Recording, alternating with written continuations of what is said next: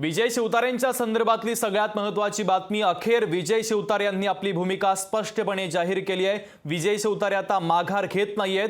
विजय शिवतारे बारामतीमधून अपक्ष लढण्यावरती ठाम असल्याचं त्यांनी पत्रकार परिषदेच्या माध्यमातून सांगितलेलं आहे। तर इंदापुरातील पदाधिकाऱ्यांच्या बैठकीत त्यांनी महत्त्वाचा निर्णय घेतला। 1 एप्रिलला प्रचाराचा नारळ फोडणार असल्याचं शिवतारे म्हटलेत।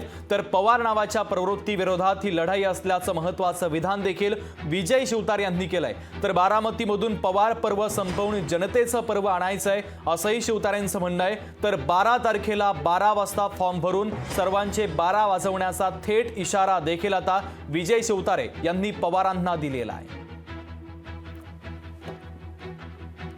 वैयक्तिक मी काही काम करणार नाही, लोकांच्या जीवनामध्ये चांगले दिवस आणण्यासाठी।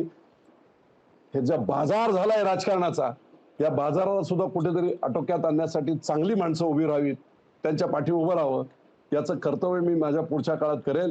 आणि म्हणून मी संपूर्ण बारामती लोकसभा मतदारसंघातील माझ्या सर्व मायबाप जनतेला, माता भगिनींना, सर्वांना आपल्या माध्यमातून आज विनंती करतो, सगळे कन्सेप्ट, सगळे शंका कुशंका दूर सोडा।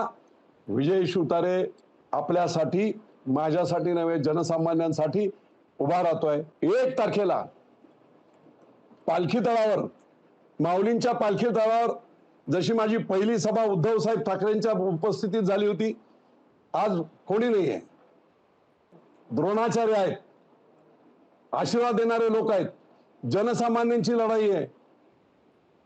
पवार नावाच्या प्रवृत्तीच्या विरुद्ध जनसामान्यांची लढाई आहे।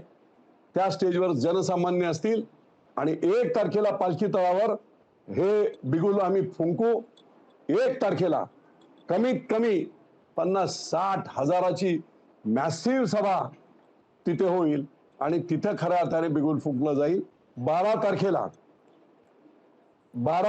12 वाजता मी फॉर्म भरणार आहे आणि या ज्या काय पाशवी शक्ती आहेत त्यांचे 12 वाजवणार आहे। 12 तारखेला फॉर्म भरणे, पुढची प्रोसेस सुरू होईल। ज्या दिवशी चिन्ह मिळेल, ते चिन्ह मिळाल्यानंतर मग ते पोहोचवण्याची संपूर्ण यंत्रणा आम्ही राबवू। तर याच वेळेस विजय शिवतारे यांनी पवार कुटुंबावर देखील जोरदार हल्लाबोल केलेला आहे। बारामतीमधून पवार पर्व संपवणारच असल्याचं शिवतारे यांनी म्हटलंय।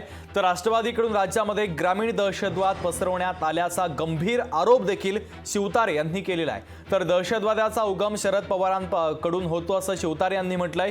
अजितदादांनी हा दहशतवाद कायम ठेवल्याचा टोला देखील शिवतारे यांनी लगावलेला आहे। लोकशाही मराठी ऐका, पहा, जागरूक रहा।